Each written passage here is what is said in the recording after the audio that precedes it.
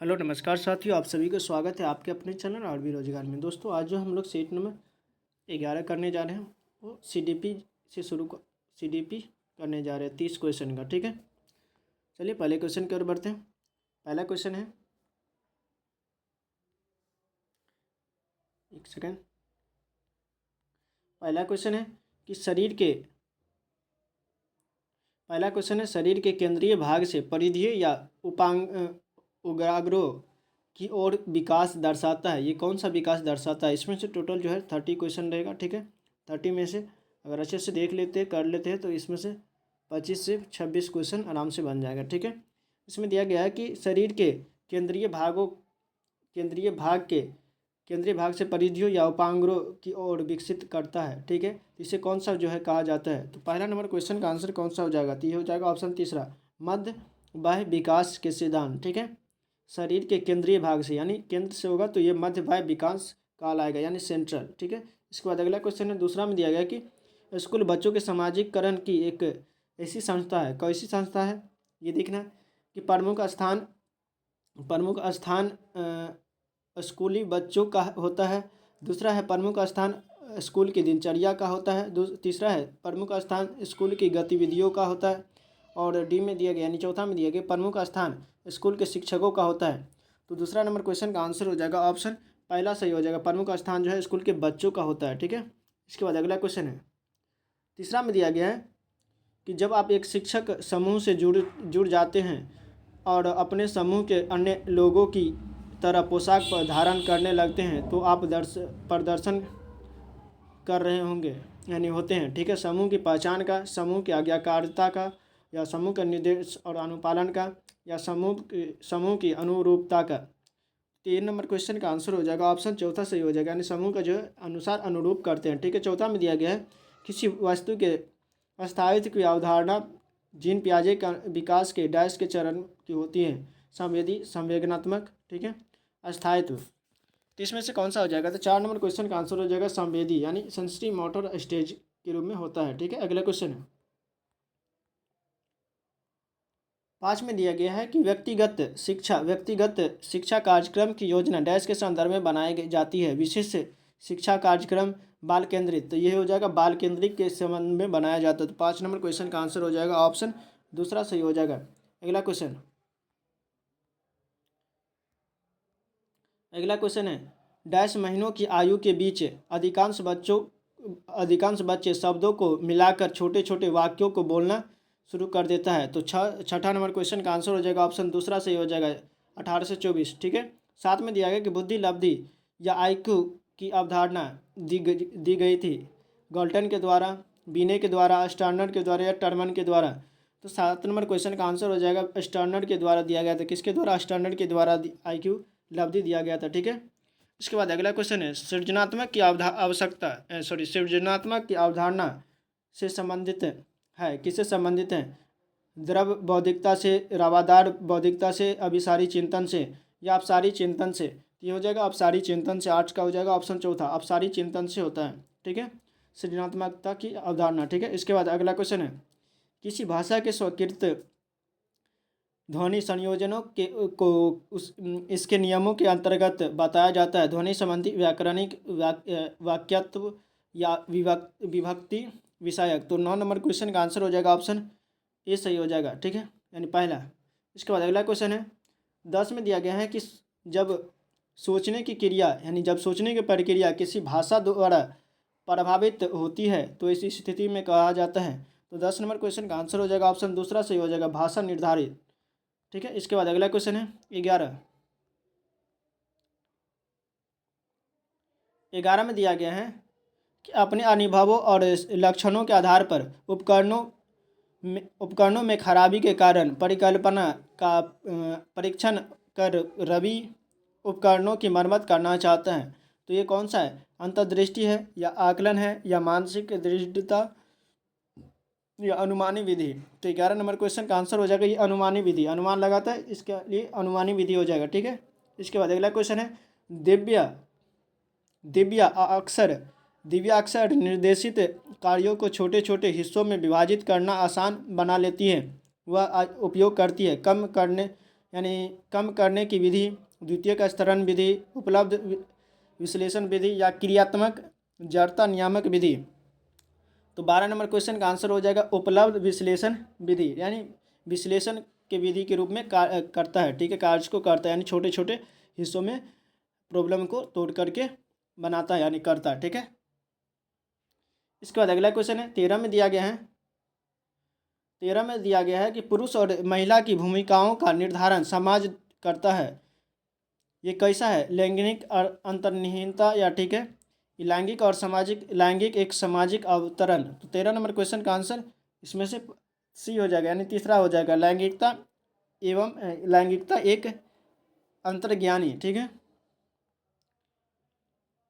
14 में दिया गया है कि ग्रेडिंग कोडिंग अंकन और क्रेडिट संचय प्रणाली डैश के उदाहरण हैं। परीक्षा के उत्तर पत्रों के अवलोकन, कक्षा में बच्चों की स्थिति का निरूपण, आलेख पत्र यानी रिपोर्ट कार्ड, और चौथा में अधिगमकर्ता की उपलब्धि के आकलन की गणना विधि। तो 14 नंबर क्वेश्चन का आंसर हो जाएगा ऑप्शन, इसमें से कौन सा हो जाएगा? पहला होगा, दूसरा होगा, तीसरा होगा? तो ये हो जाएगा चौथा हो जाएगा, ठीक है, गणन का उपलब्धि करता है। इसके बाद 15 में दिया गया कि अधिगमकर्ताओं की उपलब्धि का आकलन शिक्षकों की सहायता करता है, ठीक है, अधिगमकर्ताओं के प्रदर्शन का रिकॉर्ड या अधिगम, इसमें से कौन सा हो जाएगा? तो 15 नंबर क्वेश्चन का आंसर ये दूसरा सही हो जाएगा, शिक्षण अधिगम विधियों की प्रभावशीलता का मूल्यांकन करना, ठीक है। उसके बाद 16 में दिया गया कि समावेशी शिक्षा डैश के सिद्धांत पर आधारित है, सामाजिक संतुलन पर, समता एवं समान व्यवहार पर, सामाजिक अस्तित्व एक एवं वैश्वीकरण पर, या विश्व बंधुता पर। तो 16 नंबर क्वेश्चन का आंसर हो जाएगा ऑप्शन दूसरा, समता एवं समान अवसर पर। अगला क्वेश्चन है 17 में दिया गया है कि दिव्यांगजन अधिकार अधिनियम वर्ष डैश में लागू किया गया था, कब लागू किया गया? तो 17 नंबर क्वेश्चन का आंसर हो जाएगा 2016 में लागू किया गया था। इसके बाद अगला क्वेश्चन 18 में दिया गया है 18 में दिया गया व्यक्तिगत विविधताओं वाले बच्चों को पढ़ाने के लिए ऐसे विद्यालय होना चाहिए जहां पहला में व्यक्तिगत विद्यार्थियों विविधताओं के आधार पर वर्गीकृत की गई कक्षाओं के विभिन्न वर्गों में पढ़ा सकें, ठीक है। दूसरा में विविध अधिगम आवश्यकताओं के अनुसार विभिन्न शिक्षण अधिगम प्रविधियों का प्रयोग करने में प्रशिक्षित हो। और तीसरा में दिया गया कि विशिष्ट विद्यार्थियों यानी विविधताओं वाले बच्चे को पढ़ाने के लिए प्रशिक्षित हो। और चौथा में बच्चों को समरूप अधिगमकर्ता बनाने में प्रशिक्षित हो। तो 18 नंबर क्वेश्चन का आंसर हो जाएगा ऑप्शन दूसरा सही हो जाएगा। इसके बाद अगला क्वेश्चन है 19 में दिया गया है कि निःशुल्क एवं अनिवार्य बाल शिक्षा अधिकार अधिनियम 2009 दिव्यांग बच्चों की निःशुल्क शिक्षा के अधिकारों को सुनिश्चित करता है। ये 6 से 14 वर्ष के बच्चे को सुनिश्चित करता है। तो 19 नंबर क्वेश्चन का आंसर हो जाएगा ऑप्शन तीसरा, ठीक है। अगला क्वेश्चन है 20 में दिया गया कि विविध अधिगमकर्ताओं के लिए सुगम्य अनुरूपों में शिक्षण अधिगमकर्ता सामग्रियाँ प्रदान करने का तात्पर्य क्या है? सार्वभौमिक समावेशी शिक्षा के नैतिक। तो इसमें क्वेश्चन का आंसर हो जाएगा 20 का हो जाएगा ऑप्शन चौथा हो जाएगा, अधिगम की सार्वभौमिक संरचना। इसके बाद अगला क्वेश्चन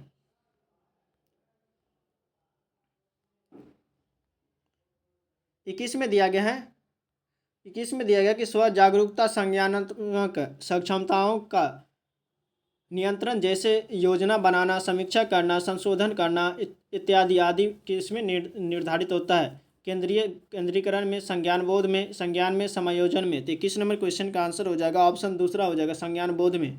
इसके बाद 22 में दिया गया कि जब बच्चे प्राप्त की गई सूचनाओं की व्याख्या करने के लिए अपने अनुभवों के आधार पर सोचते हैं तो कहा जाता है प्रतिक्रियावादी, सृजनात्मक सोच, मूर्त। तो इस क्वेश्चन का आंसर हो जाएगा 22 का हो जाएगा ऑप्शन चौथा सही हो जाएगा, मूर्त, ठीक है। तो इसमें दिया गया कि अधिगमकर्ताओं को व्यक्तिगत क्षमता के आधार पर उनकी कठिनाइयों के विभिन्न स्तरों को ध्यान में रखते हुए पढ़ाने की विधि को क्या कहा जाता है? तो इस क्वेश्चन का आंसर हो जाएगा ऑप्शन ए, यानी विभेदी अनुदेशन कहलाता है।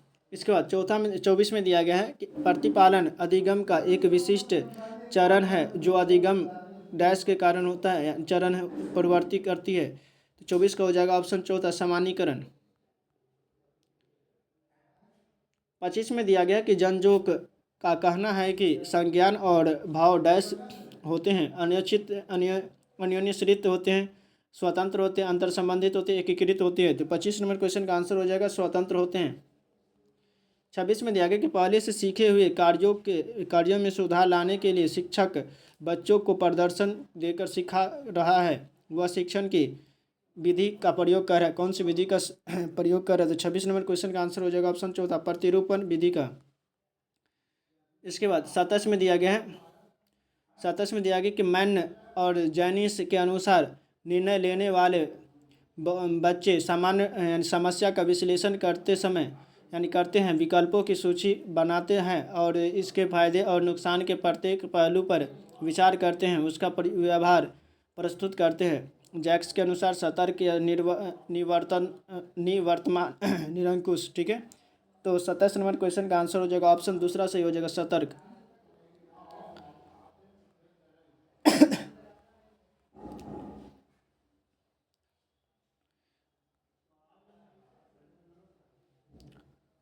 28 में दिया गया है कि एक समस्या सुधारक बच्चा विचार के आधार पर कथनों की सच्चाई या संभावना का मूल्यांकन करता है। तो 28 नंबर क्वेश्चन का आंसर हो जाएगा ये तार्किक है, हो जाएगा तार्किक विचार और मूल्यांकन के आधार पर सच्चाई या संभावना का मूल्यांकन करता है।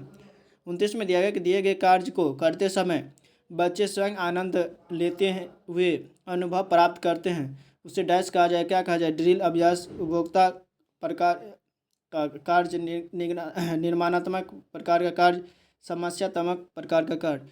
तो 29 का हो जाएगा ऑप्शन दूसरा हो जाएगा। 30 में हो जाएगा बहुसंवेदी। 30 में बहुसंवेदी शिक्षण अधिगम की प्रविधि में अधिगम संवर्धन हेतु दृश्य, श्रव्य, स्पर्श और डैश संवेदनाओं का एक साथ प्रयोग किया जाता है। गतिबोध या कर्ण कोटर या प्रत्यक्षीकरण या अवलोकन। तो 30 का हो जाएगा ऑप्शन पहले यानी गतिबोधक। चलिए दोस्तों 30 क्वेश्चन हो चुका है। क्लास को ही